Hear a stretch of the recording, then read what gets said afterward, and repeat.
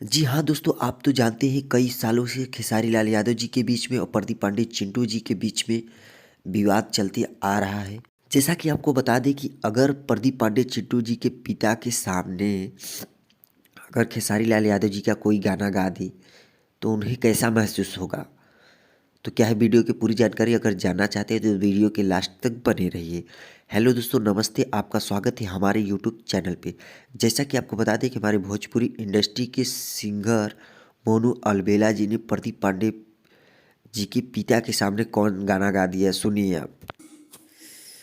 Film हम देखब खेसारी के, टिकट बड़ी महंगा मिलता। तो जी हाँ दोस्तों, यही गाना गाया गया प्रदीप पांडे चिंटू जी के पिताजी के सामने। तब बताइए उनको कैसा महसूस होगा कि मेरे दुश्मन का किसने गाना गा दिया यार। तो अगर आप खेसारी लाल यादव जी के फैंस हैं तो हमारे कमेंट बॉक्स में कमेंट करिए कि जी हाँ, मैं खेसारी लाल यादव जी का फैंस हूँ।